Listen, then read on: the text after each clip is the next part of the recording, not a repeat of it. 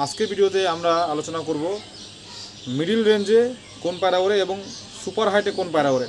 মানে একটা পায়রার মধ্যে কীভাবে বুঝবো যে এই পায়রাটা মিডিল তাওয়া মানে কি মিডিয়াম হাইটে উড়বে, মানে ছোট্ট হলেও দেখা যাবে, এবং কোন পায়রা একদম সুপার টেপে ভ্যানিশে চলে যাবে। তো দুটো পায়রার পার্থক্য আমরা কী করে বুঝবো আজকের ভিডিওতে এটাই আমি বলে দিচ্ছি। যারা নতুন আছেন আমার ভিডিওতে অবশ্যই আপনারা কমেন্ট করবেন যদি আপনাদের কোনো বিষয়ে বুঝতে অসুবিধা হয়। যেই বিষয়ে কমেন্ট বেশি আসবে আমি সেই বিষয়ে ভিডিও বানিয়ে দেবো। তো চলো আজকে আমি দেখিয়ে দিচ্ছি যে পায়রার মিড রেঞ্জ এবং লং রেঞ্জের মধ্যে প্রথমে আমি বলবো বডি স্ট্রাকচার বলে দেবো, তারপরে পায়রার ডানা বলে দেবো। তো প্রথমে বডি স্ট্রাকচারের মধ্যে আমি বলে দিচ্ছি মিডিল রেঞ্জে অনেকে ভাবে যে পায়রা আমি ভ্যানিশ করবো না, পায়রা আমি মিডিল রেঞ্জে চোখের সামনে দেখবো উড়বে। তো এই ক্ষেত্রে হচ্ছে পায়রার মধ্যে কিছু চেঞ্জ আছে, একদম সহজভাবে বলে দিচ্ছি। যে পায়রাগুলো ভারী বডির পায়রা এবং একটু বড় সাইজের পায়রা, ওগুলো চোখে দেখা যায় মিডল রেঞ্জে ওড়ে। আর যে সমস্ত পায়রা একদম স্লিম ফিগার মানে সরু ফিগারের পায়রা, ওজন নেই, সেই পায়রা একদম ভ্যানিশে চলে যায়। এটা হচ্ছে প্রথম পয়েন্ট, এটা মনে রাখবেন। সিম্পলভাবে বুঝিয়ে দেবো, যে কোনো পায়রা চিনতে পারবেন। এরপরে আরেকটা জিনিস বলে দিচ্ছি, সেটা হচ্ছে যে সমস্ত পায়রা নিচের তাওয়ায় ওড়ে মানে মিডিল হাইটে উড়বে, ওই পায়রাগুলোর যে মাসাল থাকবে না, মাসালগুলো একটু ভারী থাকবে। মাসাল মানে বুকের নিচে যে মাসালটা একটু ভারী থাকবে, থলথলে চর্বিযুক্ত, মানে আনফিট বলতে পারেন বা একটু থলথল থাকবে, একটু ভারী থাকবে। সে সমস্ত পায়রা খুব বেশি হাইটে টিকতে পারে না। আর যে সমস্ত পায়রা সুপার টিপে থাকবে তাদের বডির এই যে মাসাল থাকবে, মাসাল একদম স্ট্রং থাকবে, ফ্লেক্সিবল থাকবে। মাসাল একটা মারাত্মক জিনিস। আপনারা যখন হাই লেভেলের পায়রা করবেন, খুব দমের পায়রা করবেন, তখন মাসালের একটা ব্যাপার বিশাল আসবে উড়ার ক্ষেত্রে। একদম ট্যালেন্টেড পায়রা কিন্তু অনেক ধরনের হয়।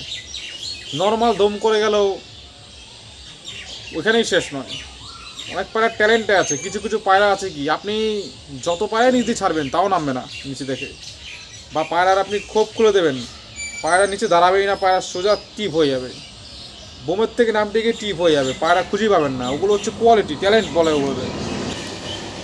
এইবার আমি পায়রা ডানার মধ্যে বেসিক পয়েন্ট বলে দিচ্ছি। দেখুন, যারা নতুন আছেন, পায়রা চেনার ইচ্ছা আছে, তারা সম্পূর্ণ ভিডিওটা দেখবেন, তাহলে বুঝতে পারবেন। আমি ক্লিয়ারলি বুঝিয়ে দেবো একদম।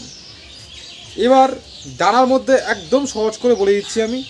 এই যে মাথার যে পালক, মাথার পালকই শুধু নয়, প্রত্যেকটা পালক যদি চওড়া থাকে, মানে এক একটা পালকের ফিগার যদি চওড়া থাকে, সরু না থাকে, ফিগার যদি চওড়া থাকে, তাহলে কিন্তু সেই পায়রা মিডিল রেঞ্জে ওড়ে। মিডিল মানে কি কম হাইটে উড়বে। আর যেই পায়রার মাথার পালকগুলো তুলনামূলক সরু, সেই পায়রা সুপার হাইটে থাকবে। এটা হচ্ছে বেসিক ধারণা, একদম ক্লিয়ার। চওড়া দেখবেন, প্রত্যেকটা পালকের চওড়া দেখবেন, একটা পালকের চওড়া দেখবেন, সিম্পল সিস্টেম। চওড়া দেখবেন, চওড়া যদি বেশি হয় তাহলে হচ্ছে আপনি সেই পায়রা চোখে দেখতে পারবেন। এবং পায়রাগুলো যদি এরকম ফ্লেক্সিবল কম হয়, মানে কম নরম হয়, তাহলে সেটা চোখে দেখতে পারবেন। সেই পায়রা বেশি হাইটে গিয়ে বেশিক্ষণ উঠতে পারবে না। হাইট যদি নিয়েও না দেওয়ার সময়, তবুও পরবর্তীতে সেরকম হাইটে থাকতে পারবে না। আর একদম সুপার টিপে কোন পায়রা ওড়ে? সুপার টিপে ওড়ে হচ্ছে যেই পায়রার ডানার আগাগুলো সরু হবে। আমি দেখিয়ে দিচ্ছি, দেখে নিন। এই যে পায়রা আমি দেখাচ্ছি, কোনো মন্ত্র লাগবে না, কাউকে জিজ্ঞেস করতে হবে না, ঠিক এরকম দেখবেন। এই যে দেখুন, আগের যে পায়রাটা দেখালাম ওটা কিন্তু চওড়া পালকের পায়রা ছিল, চওড়া ছিল। ওই পায়রা হচ্ছে মিডিল হাইটে উঠবে বা দেখতে পারবেন চোখে, খুব বেশি হাইট নেবে না। কিন্তু যদি এইরকম দেখেন, মাথাগুলো এরকম সরু দেখুন, পালকগুলো হ্যাঁ সরু আছে। সিম্পল ফান্ডা, বেসিকটা বুঝুন। মাথার পালকগুলো এরকম সরু থাকলে পরে সেই পায়রা কিন্তু সুপার টিপে একদম ঢুকে যাবে, মেঘের ভিতর ঢুকে যাবে। এটা হচ্ছে বেসিক নিয়ম।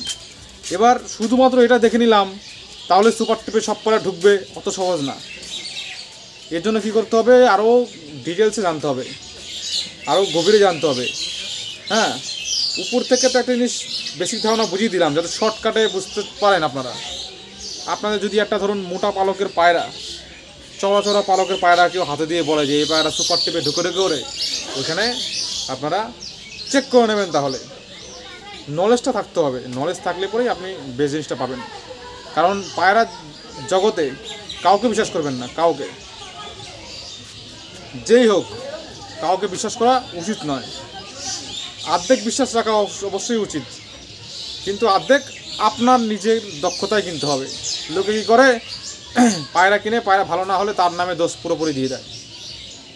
দোষ দুজনের থাকে, দুজনের। আপনি আপনার নলেজ খাটানোর এখানে দরকার, এটা মনে রাখতে হবে। যে বিক্রি করলো তার নামে দোষ দিয়ে দিলাম, ওরম করলে হবে না। তার দিকে হাফ থাকবে, আপনার দিকে হাফ থাকবে। তার জন্য কী করতে হবে, আপনার নলেজটা থাকতে হবে।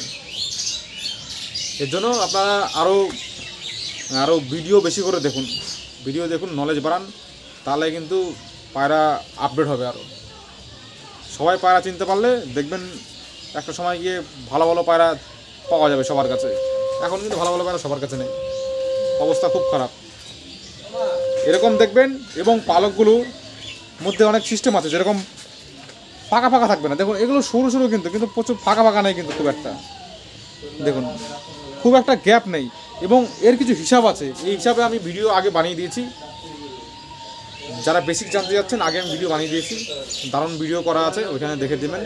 এবং এর পরবর্তীতে আমি অ্যাডভান্স লেভেলে ভিডিও নিয়ে আসবো, তার আগে আপনাদের ওই ভিডিও দেখে আসতে হবে, তাহলে বুঝতে পারবেন। তো আজকে মিডল হাইটে উড়া এবং সুপার হাইটে উড়ার কিছু বিশেষ ফর্মুলা, একদম শর্টকাট ফর্মুলা বলে দিলাম, এটা মাথায় রেখে দেবেন। আর যেরকম বললাম, যদি কোনো বিষয়ে সংশয় থাকে, প্রশ্ন থাকে, অবশ্যই কমেন্ট করবেন অবশ্যই। কমেন্ট করলেই আমি প্রত্যেকটা কমেন্ট দেখি, সবাই কমেন্ট অবশ্যই করবেন। আর চলুন পরবর্তী ভিডিওতে আবার দেখা হবে।